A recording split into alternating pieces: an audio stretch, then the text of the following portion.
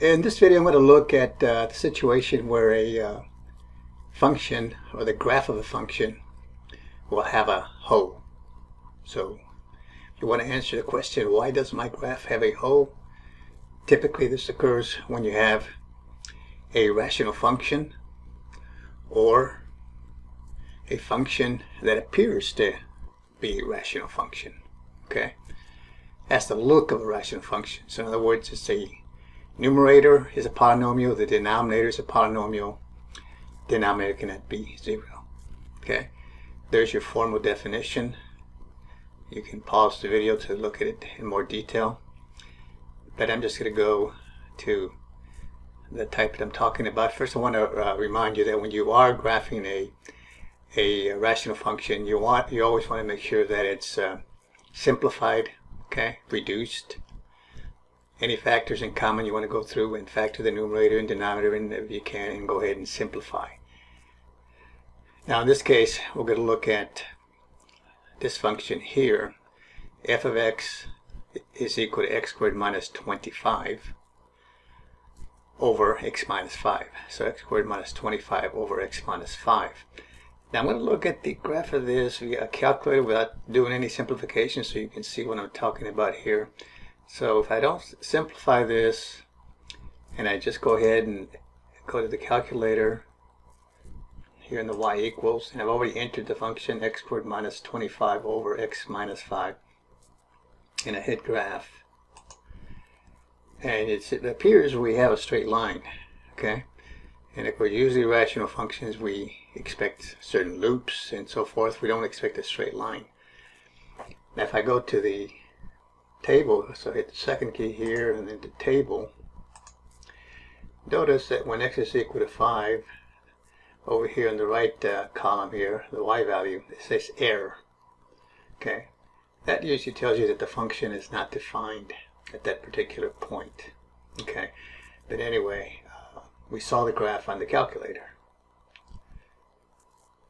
Now if we're going to do a graph of this without the calculator, what we want to do, like I said, is simplify it. So we want to go ahead and factor the numerator if possible. This factors into x minus 5 and x plus 5.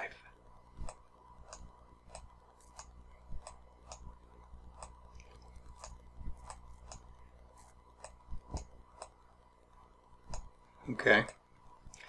And then of course I have an x minus 5 on top, x minus 5 in the bottom, so these two divide out. Put a 1 there. So I'm left with basically 1 times x plus 5 is x plus 5 divided by 1 is x plus 5. So this actually reduces to a function that appears to be linear. And it is, first degree. Okay, so I get f of x is equal to x plus 5. Okay, but one thing you have to remember here is I divided through by x minus 5. Okay, so if I replace the x by 5, this x minus 5 becomes 0, this x minus 5 here becomes 0. So I'm dividing 0 into 0, I get 1. Okay, well you can't do that, so everything is legal as long as you don't replace the x by 5. Okay, so here x cannot be 5. Okay, so with that in mind then, we will go ahead and graph what this simplifies to. F of x is equal to x plus 5, so say, okay, let x be 0. If x is 0, then I get 5 for the y. So this has a y-intercept at 0, 5. So okay, start at the origin 0, and let's suppose right there that's 5 units up. Okay, so I plot that point right there. If you have a line, 2 points can determine the graph of a line. Okay, now let's replace the x by minus 5.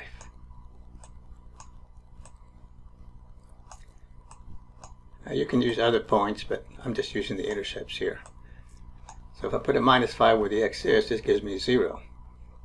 Okay, so start at 0 over here, and we go 5 units this way, the negative direction, because it's negative 5, we get this point, and then we would draw the line. Okay, so that represents the graph. But remember, x cannot be 5. Okay, so let's have a look at this. Let's suppose we take values close to 5 but not equal to 5. So if x is equal to 4, for example, 4 and 5 is 9. If x is equal to 4.5, okay, then the y value would be 9.5.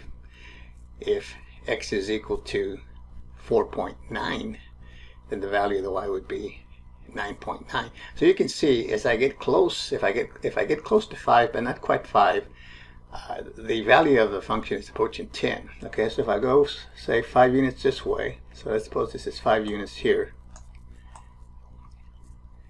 and then I go 10 units up, okay, I would get this point right here.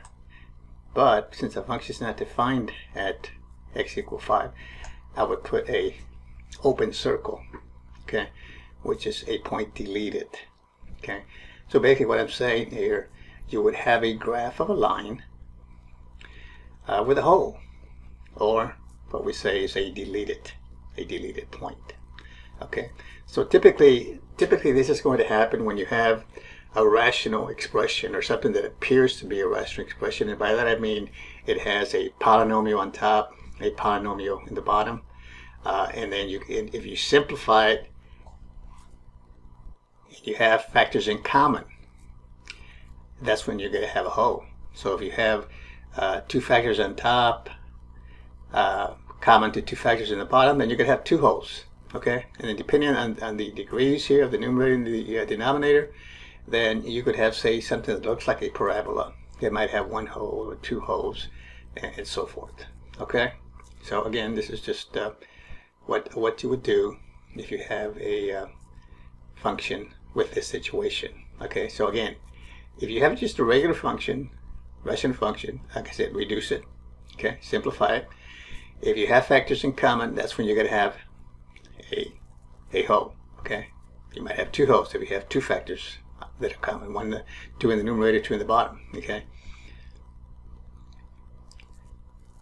now if you have values that make the denominator 0 but not the numerator, okay, then that means you're just going to have a break in the graph, but it's not going to be a hole like this or a deleted point. It'll be a vertical asymptote. Okay, and I've done some other graphs like that in this channel and my other channel, but this is just a short video to show you what happens when you have this type of situation. Okay, thanks for watching, and we'll see you in the next video.